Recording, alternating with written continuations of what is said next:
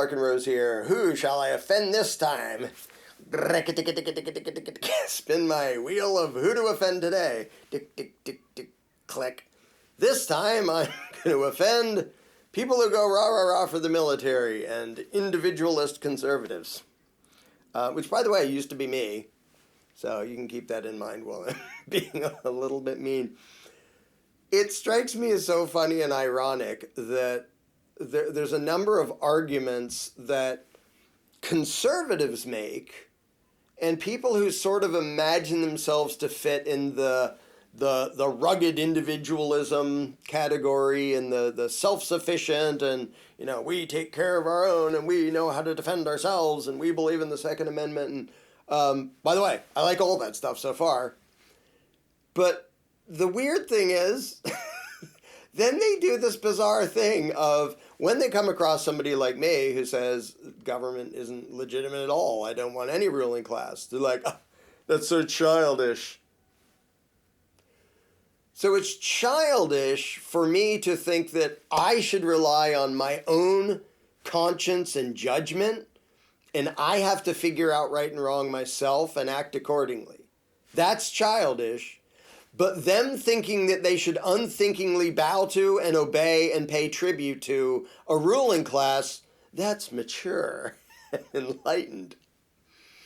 A little bit ironic there.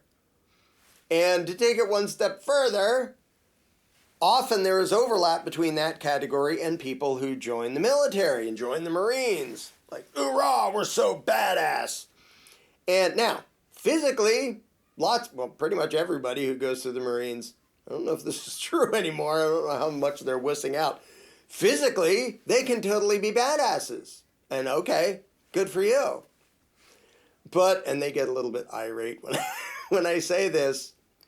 What could be less badass than, I got in shape, I can run around, I can do all these things, I can run a bazillion miles with an 80-pound pack on my back and dive around and do a double backflip, shooting a machine gun, I'm slightly exaggerating. And what I use those skills for are blindly obeying the worst people in the world when they tell me to kill complete strangers. That makes you rebellious? That is the opposite of rebellious. It is the opposite of courageous. It is the opposite of being a badass. You're the politician's little obedient bitch. I know that sounds rude, and it is pretty rude, and that's what you fucking are if you wear a uniform for the U.S. military. You use violence when the politicians tell you to. You're not being a grown-up. You're not using your own judgment. You're not doing what you think is right. You're not putting yourself in harm's way for a cause you know to be just. You're mindlessly throwing away your life to blindly follow orders of psychopaths you don't even know. And the fact that they can take the physical, the physical discipline and the getting in shape required to be that, and try to just gloss over the fact that mentally you're the biggest cowards in the world. And don't say, I dare to run into a field of gunfire. Yeah, if it was for a good cause, that would be bravery. If it's just because somebody told you to, that's called being an idiot. Yeah, I ran across this field. Well, why? Why were you there? Who were you fighting? Well, I don't know. They told me to come blow up this village. Okay, that's not bravery, that's stupidity. And you don't deserve praise, you deserve condemnation. Because if somebody told me, hey, you know that town a few miles over? Have a gun, go barge over there, kick in people's doors, shoot anybody who looks dangerous, blow some shit up, and then come back. And then we'll thank you for your service. You're not serving humanity. You're not serving the freedom and prosperity of Americans. You're serving evil psychopaths. But the weirdest part of that is pretending that that makes them badass and independent. That is the opposite of independence. You were trained to be an unthinking attack dog for the worst people in the world. Physically, you might be a total badass. Mentally, you're a child.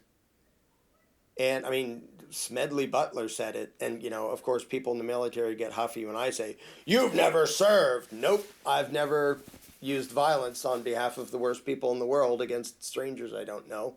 You're right about that. But if you want to hear it from somebody who has, read War is a Racket by Smedley Butler, who at the time of his death was the most decorated Marine there had ever been. They made up a new rank just to give to Smedley Butler, who wrote a whole book about it.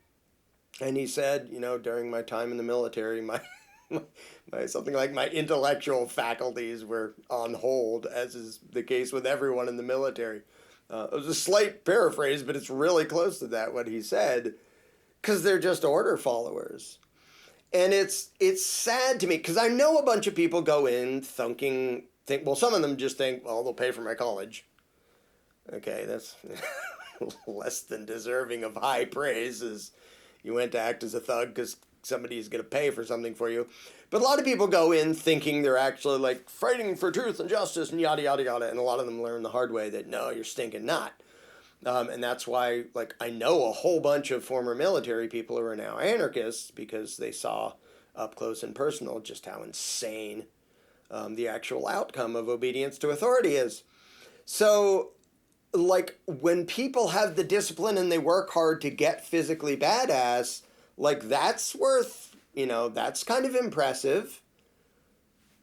But if you can't combine that with being able to think for yourself, you just made yourself into a powerful, dangerous tool of the worst people in the world.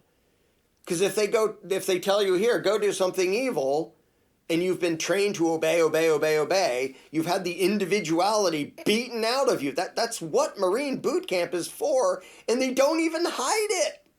It is deliberately to destroy the individual and judgment within you to just make you a pawn of the military, which is a pawn of the ruling class. It's to make you an unthinking tool of violence for the worst people in the world. That's what it is. Now, they can rah and trick you into thinking you'll be defending the freedom of Americans, but no, you're not. It has absolutely nothing to do with that at all.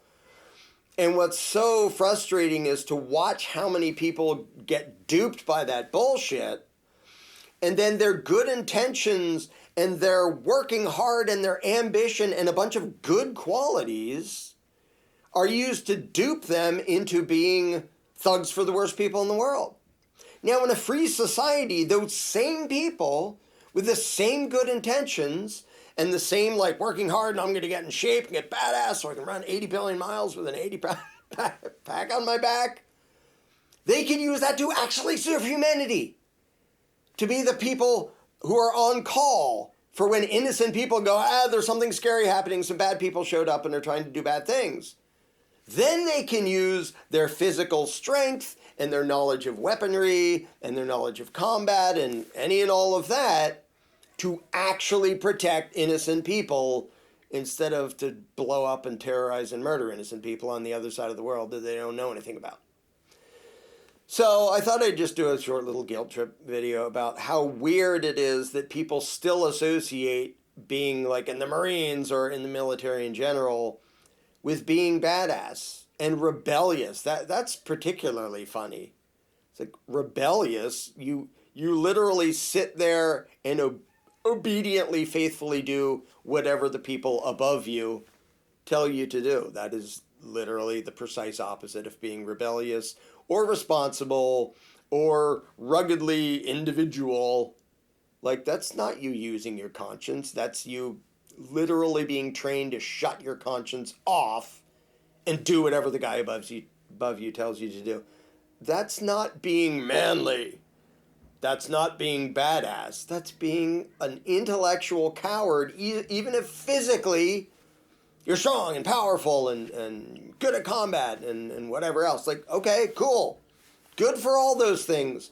How about use those for good? Because when you train your body to be a machine of combat and you don't train your mind to be a responsible, moral grown-up, all you did was make a very effective, powerful, unthinking robot of destruction to be used by the worst people in the world to punish people who won't bow to them.